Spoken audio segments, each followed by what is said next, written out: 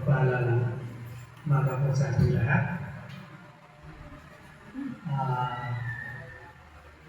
Ang balay process ko ay nagtutugay sa itong apat sa 24 anniversary ng Duyan. So ano po, medyo lampas-lampas na sa inyo. Ano po, titignan natin.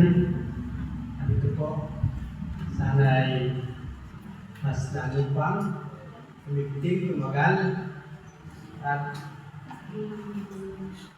mapayapon pa ang pag-aaral dito sa ating luluyan. So, ang ating pong paksa, dito po ang paggalangan po. Napakaganda po ng ating pag-aaral ngayon dahil na sa ating minsan nagtatanong tayo po pag ang tao ay may problema, sasabihin niya bakit tayo pinanganak.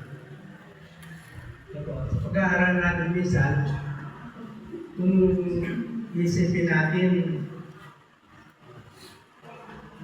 ang isang ina kung alam niyang maghihirap lang din ang kanyang anak, sabihin niya, sana hindi na kita pinanganak. So po, napakalawak po ng pag-aaral. Maraming katanungan na minsan, hindi natin kaya masagutin, hindi natin maabot. Kaya napakahalaga sa ating pag-aaral na meron tayong isang Diyos na nakakaalam. Sabi nga, magtiwala lang tayo. Diyan siya palagi, nakaalalay, nakaantabay, at nasa ating tabi. Anumang problema, anumang pagsubok, lagi siya nandyan. At itanong natin sa ating sarili, ano kaya ang purpose ko dito sa lupa? Ano kaya ang gusto mangyari ng Diyos? O ano kaya ang gusto niyang gawin ko dito sa lupa? Ano po? Meron pong nanonood dito sa ating pag-aaral. Kukuha po ako ng kapiraso. Dito po sa 1:26 ng Genesis, sabi niya, sinabi ng Diyos, lalayan natin ang tao sa ating larawan ayon sa ating wangis, at magkaroon sila ng pamamahala sa mga isda sa dagat, sa mga ibon sa hipagpawid, sa mga hayop sa buong lupa, at sa bawat gumagapang sa ibabaw ng lupa. Kaya nilalang ng Diyos ang tao ayon sa kanyang sariling larawan, ayon sa larawan ng Diyos,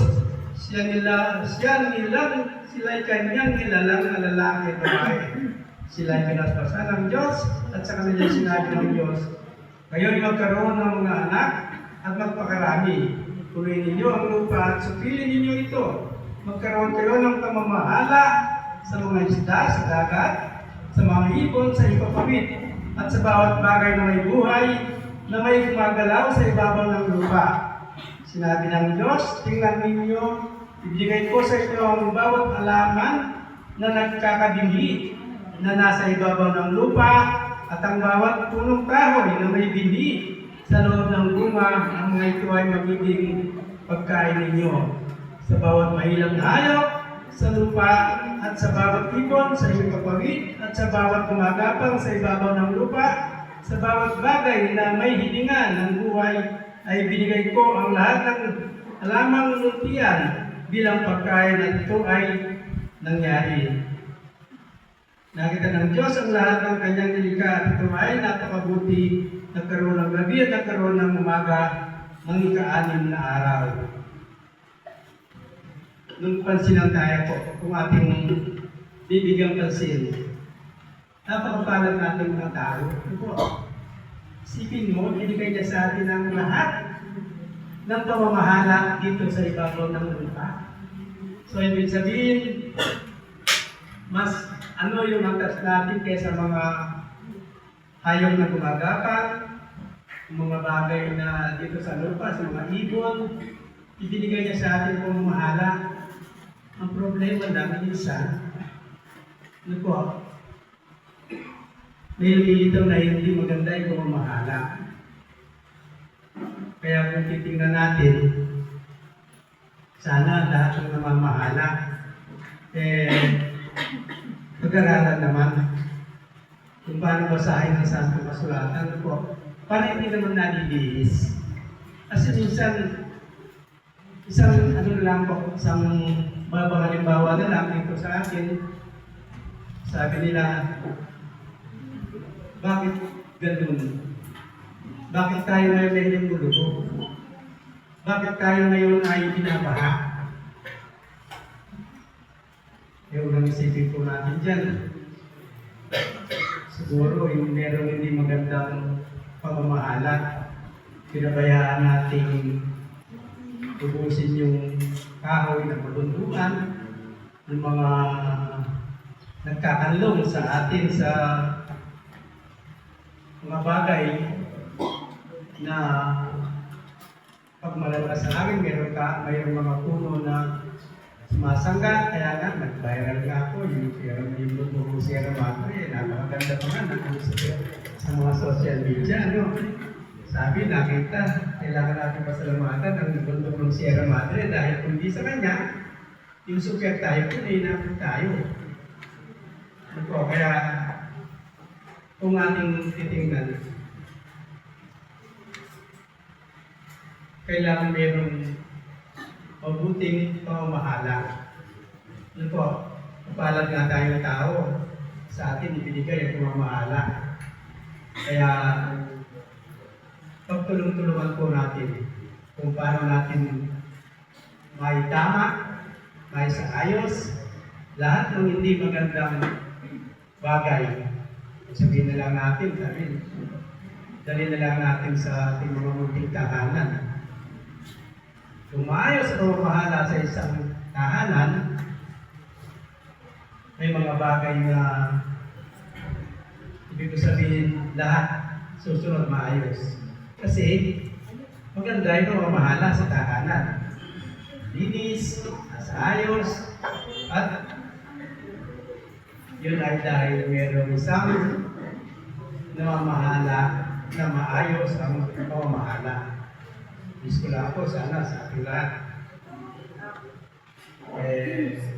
Pag-isipan natin kung paano natin maayos yung pamamahala. Ano po? Napakaliit na bagay, umiisipin.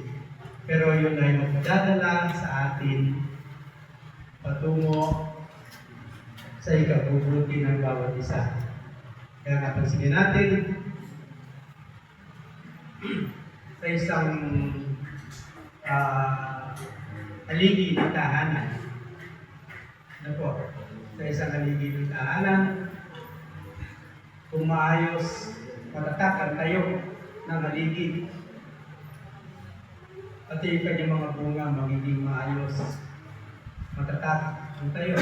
Kasi maraming mga bata na yung unang ina-idolize nila yung kanilang haligi ng tahanan o yung kanilang ama.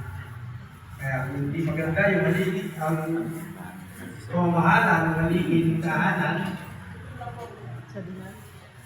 Yun po, ang isang nakakalungkot sa atin na hindi rin maganda ang magiging bunga ng ating mga bibig. Kaya sa pag-aaral, sa tanong, sana na. Mamaya masagot ng mga banal. Kung bakit, ano talaga ang purpose ng bawat isa sa atin dito sa lupa. Kung kaya yung katanungan, yung pag-umat na aking pananalita. Na kung tatanungin mo ay ang isang anak na naghihirap, tatanong niya sa sarili, bakit ka ako pinanganak? Kung maghihirap lang din ako. At kung tanungin mo ang isang magulang, kung walang kung daranasin mo ang mga ganitong paghihirap, sana hindi na rin kita pinanganak.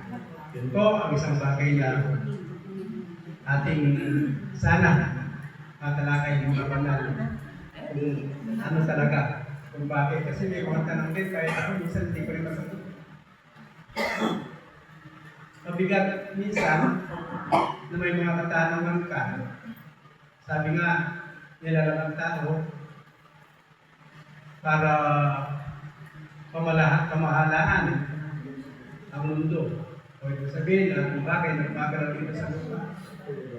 Kung wala kang pag-aaral, paano pamamahalaan ang lahat? Kung wala kang magiging guide, dito nga sa atin, sa pag-aaral natin dito sa lupa, bago ka maging sipin natin mga ano dito, kailangan mayroong pag-aaral. Ano po? Kaya mayroon, hindi naman po sa ano, kaya tingnan natin minsan yung mga namamahala sa ating bansa. Kung kulang sila sa pag-aaral, sabi nila, ay dyan lang yan, nakaupo lang. Wala namang ginagawa. No, sayang. Kaya sana nga, lahat tayo ay magkaroon ng pag-aaral kung paano pamahalaan yung mga bagay na binigay sa atin ng Diyos. So, yun lamang po. Muli, maraming salamat po at happy anniversary sa iyo.